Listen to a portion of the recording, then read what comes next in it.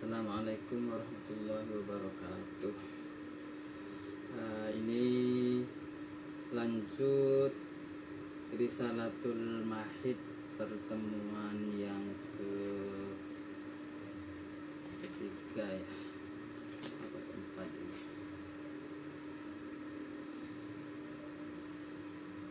Berikutnya kita langsung pada materi ya hari ini. Bismillah. Untuk berikutnya istihadah yang ketiga. Istihadah yang ketiga.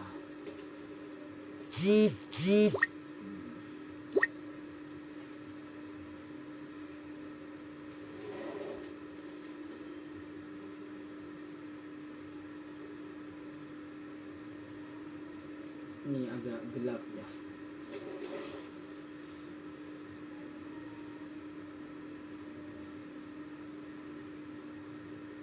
Kita lanjut surah Salisah. Yani mu'tadah yang ghairu mumayyizah.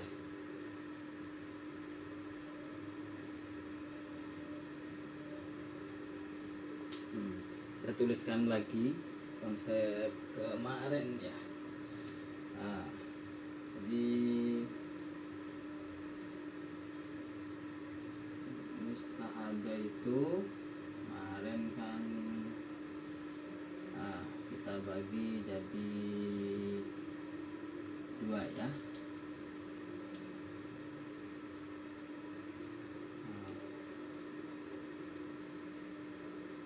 Tada'ah sama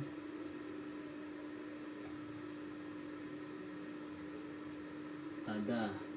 Yang mubtadaah kemarin sudah dibagi dua. Sekarang yang mubtada. Ini pembagiannya secara umum nanti sama. Di mumayyizah, satunya wairu mumayyizah. Juga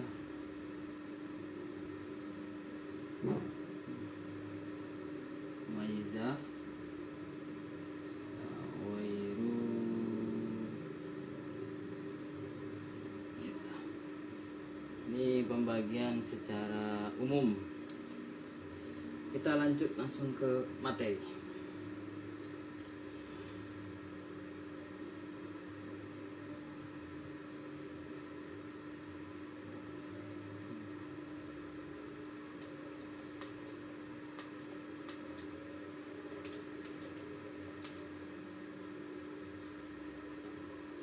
As-surah Salisah hiyal mu'tadah allati sabaqalaha haidun wa tuhurun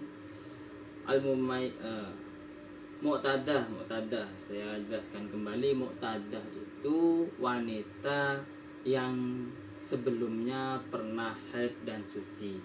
Intinya mu'tadah itu wanita yang pernah haid, begitu. Pernah haid. Jadi untuk haid kedua statusnya dia mu'tadah. Dikatakan mu'tada itu karena sudah punya adat, punya pengalaman, punya riwayat haid. Yang kedua mumayyizah. Jadi mu'tada mumayyizah. Di istilahnya mumayyizah seperti keterangan kemarin, darahnya lebih dari satu sifat. Kan kemarin udah tak bahas itu, mulai dari yang paling kuat, hitam, merah, terus abu-abu, setelah itu kuning, terus keruh. Kalau yang itu yang warna, kalau yang karakternya kental, hitam, kental, terus berbau, atau tidak berbau, atau tidak kental. Bukan karakter sifatnya yang nanti itu untuk menjadi perbandingan mana yang akan diambil hukum haidnya.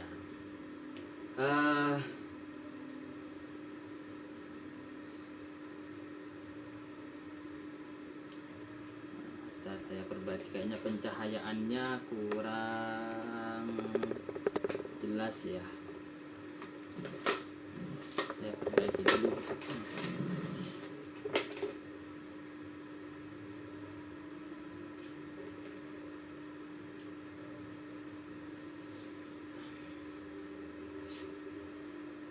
Ini kita lanjutkan mu'tadah mumayyizah. Mu'tadah pernah haid, mumayyizah ini darahnya lebih dari satu sifat. Lebih dari satu sifat.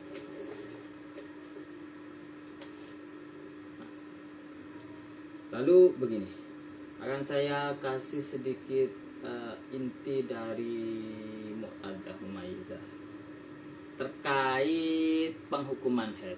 Jadi penghukuman haid itu ketika sudah sampai mu'tadah, ya, mu'tadah, nanti hanya ada tiga atau garis besarnya dua. Pertama itu tamyiz atau darah yang kuat. Nah, pertama, jadi kalau 10 hari merah, 10 hari kuning, nah, itu kan udah 20 hari. Karena kita bahas istihadah, ini harus dipahami haidnya harus sudah melewati masa 15 hari. Berarti yang diambil merah, itu yang contoh darah kuat atau tamyiz. Yang kedua adat. Nah, adat nanti ada beberapa pembagian, cuman yang kedua adat. Karena ketika tamyiz ini tidak bisa kita pakai, karena mungkin tidak ada tamyiznya, 20 hari merah semua, atau tidak memenuhi syarat tamyiz yang kemarin, ada 4 itu, atau secara inti ada 2, itu nanti kita pakainya adat atau haid yang kemarin. Kalau kemarin haidnya 5 hari, terus bulan ini istihadah 20 hari merah semua, berarti kita ambil 5 hari di awal, mulai awal pertama kali haid tanggal berapa, terus ditarik 5 hari sesuai jamnya, makanya perlu dicatat ini. Nah, ke belakangnya itu nanti dihukum istihadah. Jadi kodok sholat sama puasanya kalau belum dikerjakan berarti harus dikodoi. Lalu yang ketiga itu mutahayyirah.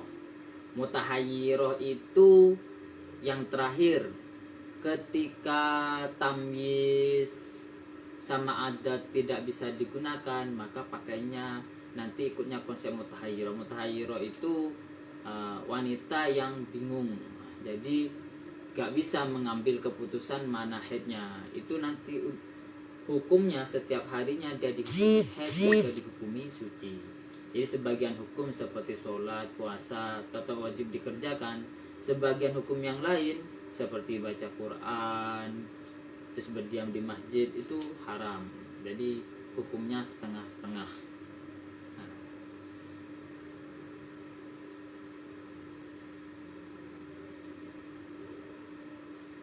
sekarang kita bahas hukum dari mu'tadah mumayyizah. Kemarin pernah saya singgung, pokok selama itu mumayyizah yang memenuhi syarat tamyiznya, ya, itu hukumnya pasti pakai tamyiz atau pakai darah kuat. Nih saya ulangi lagi, mumayyizah wanita yang istihadahnya mengalami beberapa sifat darah atau lebih dari satu sifat, nanti hukum haidnya menggunakan darah yang kuat, baik mu'tadah yang kemarin atau mu'tadah yang akan kita bahas sekarang ini, ya. Jadi contoh, kita tulis di mana? Di sini, ya. Contoh 1 sampai 5 hari pertama ini hitam.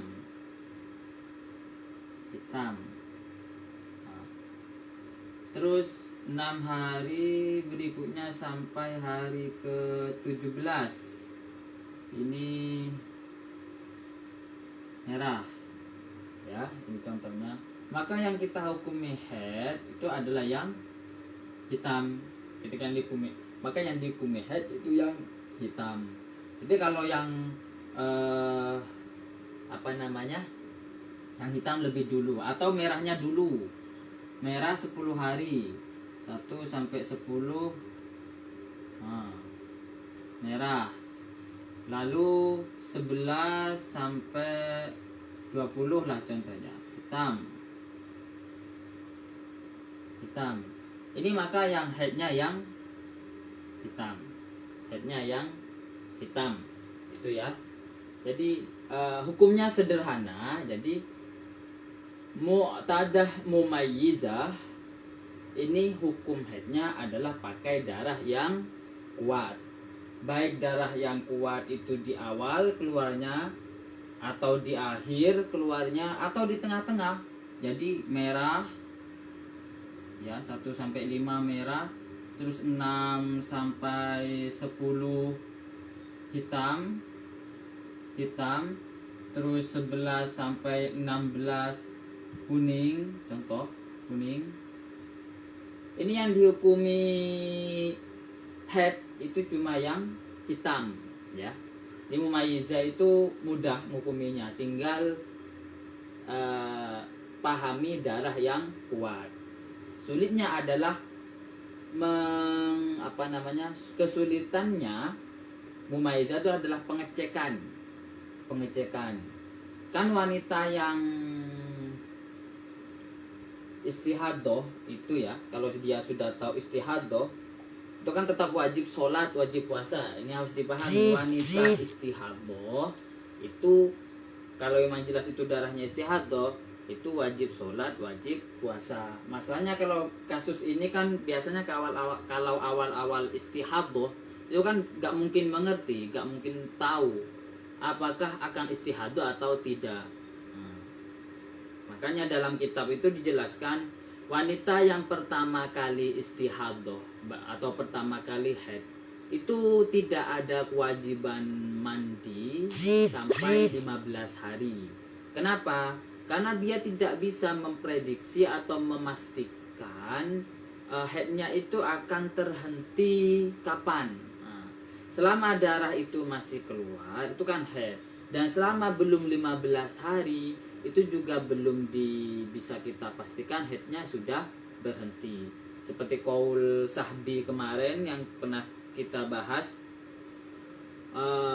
ketika darah itu terputus lalu keluar darah lagi masih dalam lingkup 15 hari, itu kan menurut qaul Sahbi itu kan semuanya adalah haid. Kalau menurut qaul Lakti itu ya yang tidak keluar darah ya suci, yang keluar darah itu haid.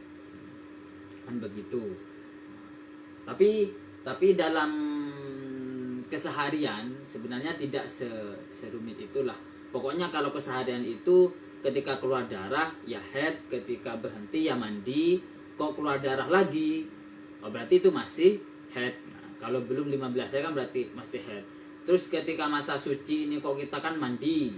Nah, para perempuan itu kan mandi, terus sholat, terus puasa, yaitu tidak sah, gitu aja. Puasanya ya tidak sah, sholatnya tidak sah, tapi tidak berdosa karena rangkanya kan tidak tahu.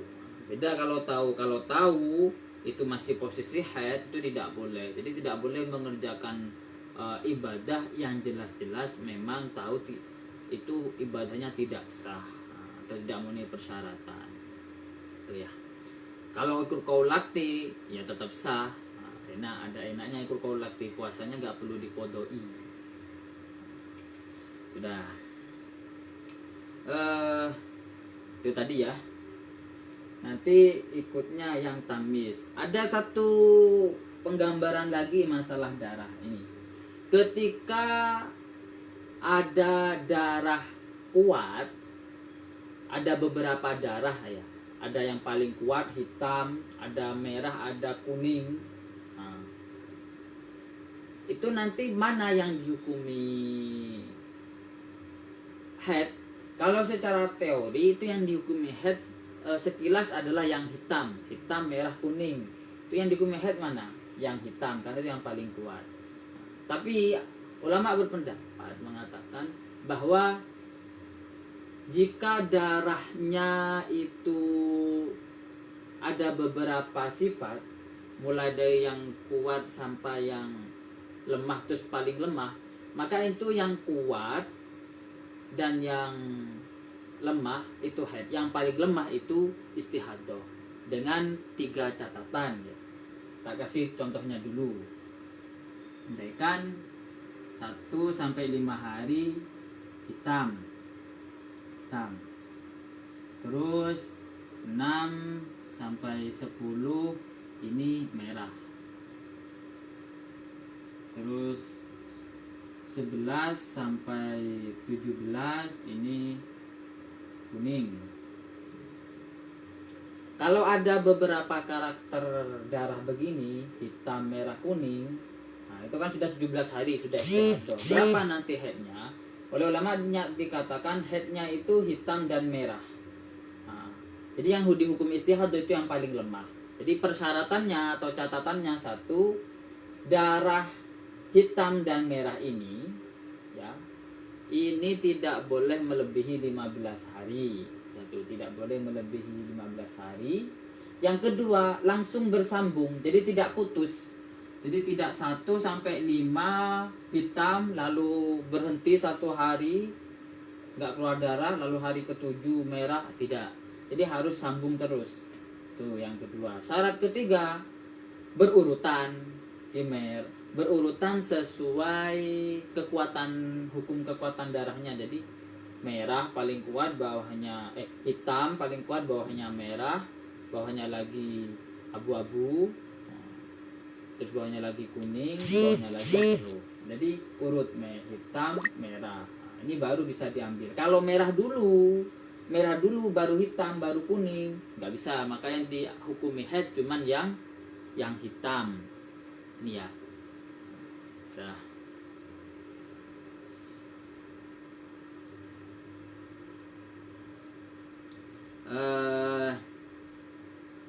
Itu terkait mu'tadah mumaizah. Jadi mu'tadah mumaizah itu hukumnya pakai darah kuatnya atau tamisnya, tidak pakai adat. Meskipun terkadang juga bisa menggunakan adat, juga bisa itu ya pakai darah kuat juga pakai adat. Jadi andaikan sekarang itu pas istihadah darah kuatnya 5 hari, jadi hitamnya 5 hari, merahnya 15 hari, jadi 20 hari. Yang merah, yang hitam itu 5 hari. Terus adat kemarin juga 5 hari, haidnya adat kemarin. Nah, itu berarti untuk istihadah yang sekarang itu pakai dua-duanya, pakai tamyiz dan pakai adat. Tapi yang inti sebenarnya adalah tamyiznya. Nah, pakai darah kuatnya. Kenapa antara adat dan darah kuat itu menang darah kuat? Karena memang kita kan menghukumi darah, menghukumi haid. Kalau kita menghukumi haid berarti ya acuan pertamanya kan adalah darahnya. Mana karakter darah yang paling dominan untuk dinyatakan itu haid. Nah, jadi kita tidak pakai adat. Baru kalau ini adat tidak bisa kita gunakan, itu kita bisa gunakan. Kalau darah kuat tidak bisa kita gunakan, baru pakai adat. Sebenarnya kalau mencatat adat haid itu siklusnya atau perputarannya itu bisa diprediksi. Nah, karena itu sebuah kebiasaan dan karakter dari keadaan tubuh seorang wanita, dan setiap wanita itu beda-beda. Ada yang biasanya itu setiap bulan 8 hari, ya kebanyakan tiap bulannya 8 hari. Bahkan itu bisa diprediksi. Secara medis pun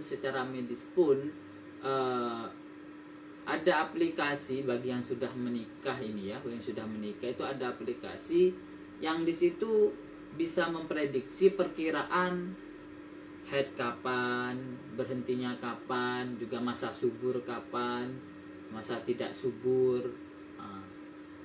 Memang haid ini sesuatu kebiasaan yang siklusnya akan terulang. Jadi perlu untuk dicatat, untuk salah satunya ini untuk dijadikan acuan ketika kita tidak bisa memakai sifat darah atau darah qawi kuat, kita pakai adat. Sudah. Itu sekilas tentang haid ya. Muqtadah mumayyizah. Ya sebenarnya sederhana.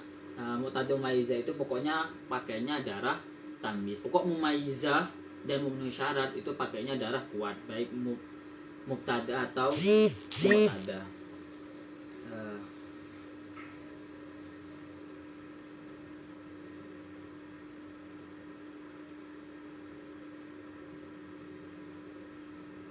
Lalu untuk selanjutnya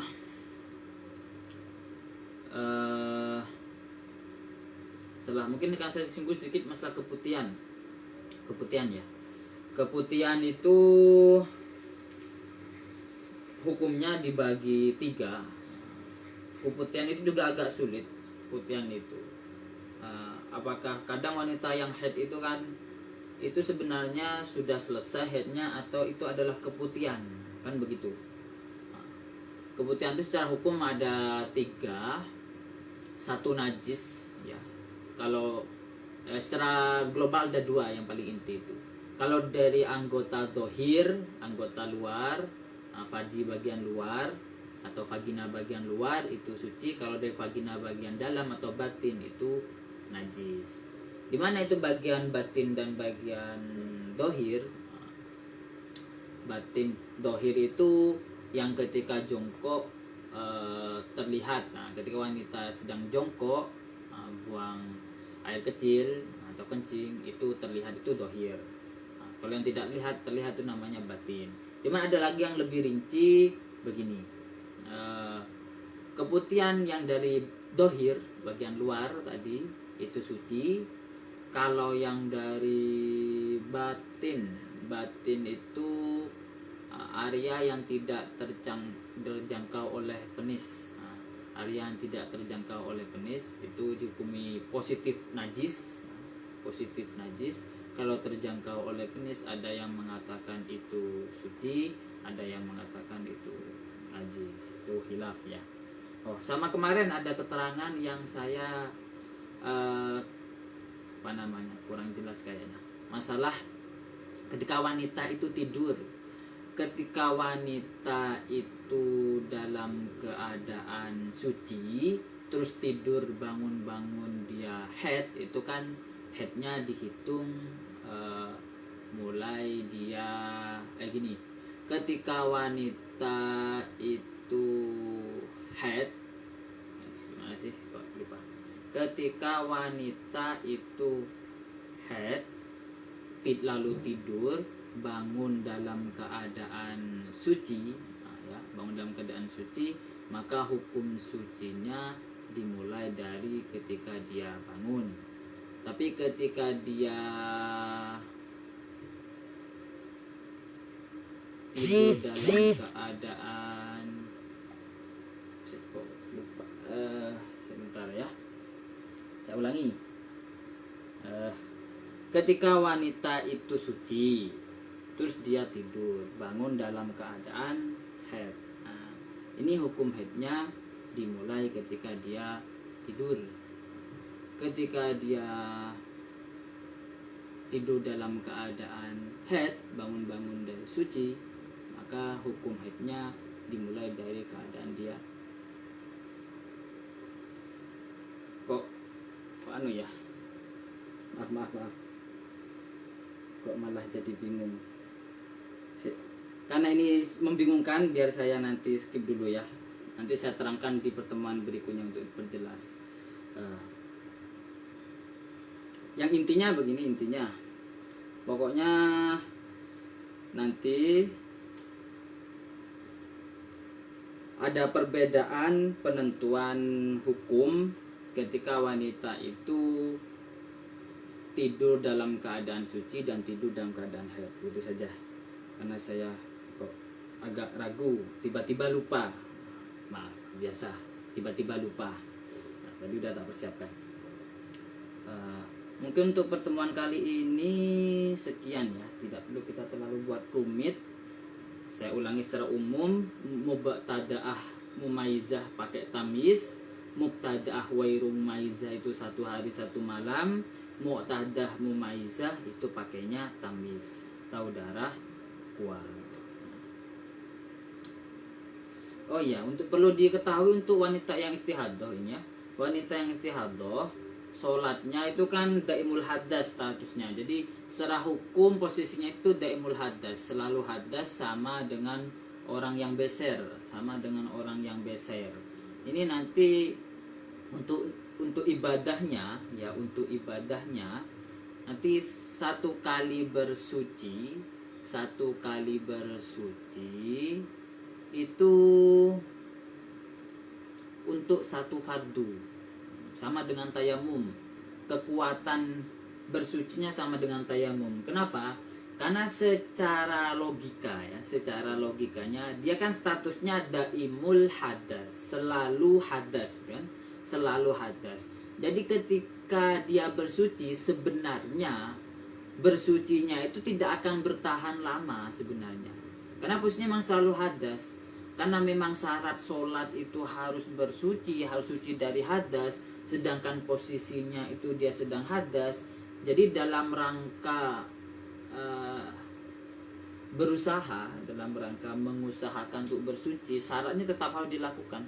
Ya, tetap harus bersuci, lalu cepat-cepat melakukan sholat. Orang yang daimul hadas itu baik karena istihadah atau beser, itu setelah bersuci harus menyegerakan sholat, sholat fardu atau ibadah fardu yang lain seperti tawaf, ifadah, atau mungkin sholat karena nadar gitu ya. Itu harus segera. Karena apa? Karena memang bersucinya itu beda dengan orang normal, dan niatnya juga beda. Niatnya itu bukan niat menghilangkan hadas, karena secara logika memang dia tidak bisa menghilangkan hadasnya. Kenapa? Karena dia daimul hadas, selalu keluar darah atau selalu keluar air kencing kalau beser. Makanya niatnya itu niat niat wudu agar boleh sholat, atau niat wudu untuk sholat gitu, niat wudu untuk fardu sholat atau untuk sholat duhur. Nggak bisa kalau kita niat wudu untuk menghilangkan hadas, karena memang ya tidak masuk niatnya untuk menghilangkan hadas itu ya. Kalau untuk kesunahan bebas, jadi dimudahkan untuk kesunahan itu bebas. Lalu lagi terkait istihadah, darah istihadah itu ulama ya beda pendapat. Ada yang mengatakan ma'fu, ada yang tidak mengatakan ma'fu. Yang intinya begini, ketika sholat itu kan harus dipasang softtek atau pembalut itu pasang. Sebenarnya nggak cuma itu, sebenarnya yang sempurna itu kalau mampu itu harus disumbat dengan kapas. Tapi masalahnya untuk nyumbat itu banyak kan kejadiannya itu merasakan sakit. Itu sakit yang tidak tertahankan. Itu kalau disumbat kok merasakan sakit, gak tahan sakitnya, itu gak apa-apa tidak disumbat, tapi nanti tetap dipakaikan pembalut. Untuk darah, satu ini yang perlu dipahami, kalau head normal kan pembalut itu bisa untuk jangka lama karena tidak sholat. Tapi kalau istihadah itu satu pembalut ya untuk satu sholat fardu. Kenapa begitu? Karena syarat sholat itu kan tidak boleh bawa najis. Sedangkan pembalut itu kan akan kena najis, Cuman karena ini posisinya posisi darurat, posisi tidak normal, maka dalam sholat itu ya tidak apa-apalah untuk satu sholat itu. Tapi untuk sholat berikutnya harus ganti pembalutnya. Ya kalau wanita istihadah itu 5 hari minimal itu 5 pembalut, karena statusnya dia bawa najis, itu gak boleh. Itu ya, mungkin sekian untuk jasa malam hari ini. Saya akhiri. Assalamualaikum warahmatullahi wabarakatuh.